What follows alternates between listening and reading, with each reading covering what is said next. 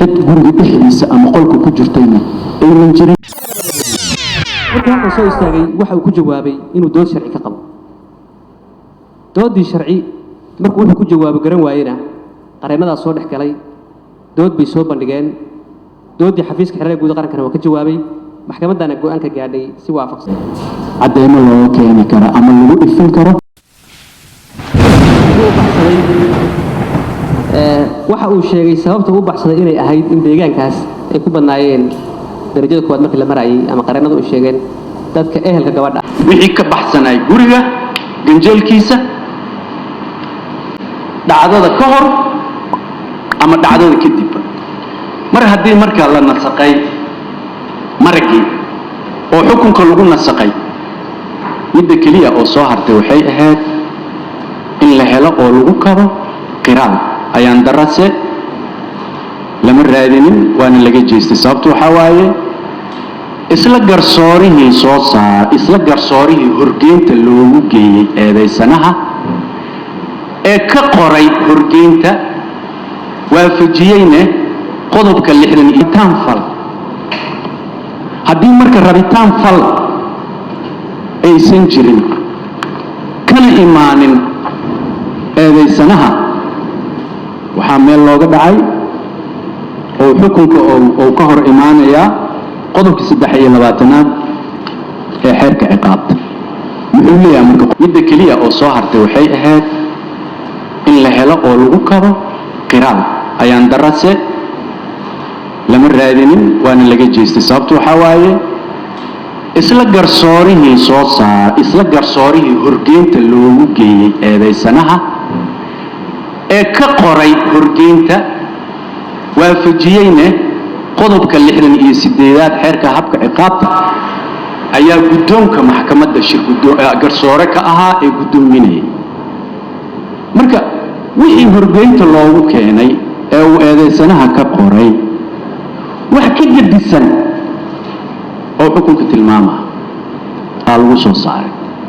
marka ma ahayn garsoore ka baxsan horgeynta xataa, waa nafsil garsoore horgeynta loogu geeyey asigii soo fadhiistay go'aankii uu soo saarayna ay khilaafsan tahay qiraalkaas asaga qoraalka laga qoray eedaysanaha galkayna ku jirtaa.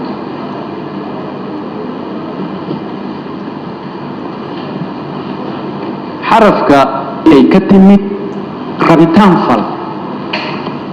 haddii marka rabitaan fal aysan jirin kana imaanin eedaysanaha, waxaa meel looga dhacay oo xukunka oo ka hor imaanaya qodobka 23aad ee xeerka ciqaabta.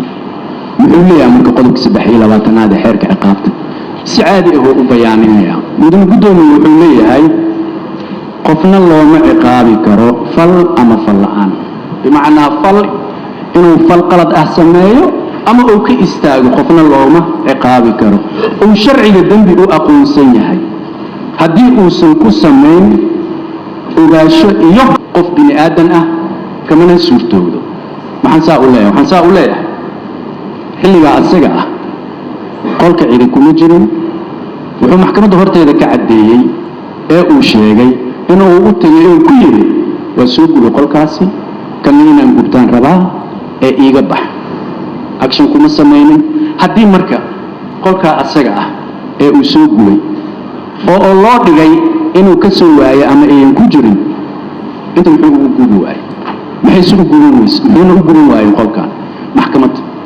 maxkamadda marka ay soo qaadanaysay asbaabteeda oo ay ku sheegtay in qolka la gubay ay ahayd in laga hormariyo qolka jiifka iyo sariirta sida asbaabta xukunka ay tilmaamayaan, xaggay ku qoran tahay kala hormarinta qolalka. ujeedkiisa wuxuu ahaa eedaysanaha inuu waxyeeleeyo qalab asaga uu guriga dhigtay. markaan ka gudbo marka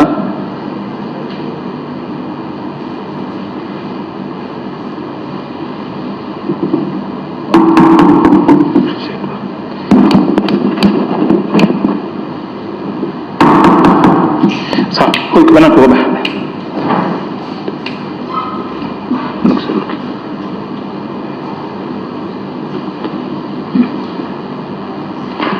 waxaan rabaa inaan galo xukunka waxaan tilmaamay inuu ka kooban yahay laba dariiq oo ku soo baxay hadallo la weydiiyey eedaysanaha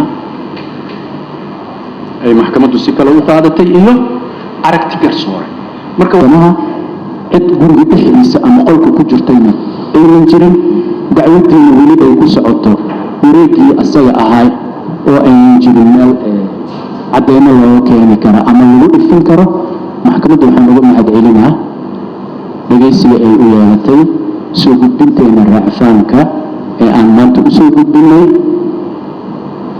waxaan rajaynaa ama waxaan codsanaa oo si sharaf leh u codsanaa inay maxkamadda naga aqbasho asbaabteena raacfaan qaadashada ee aan ku saleynay qodobadii munaasib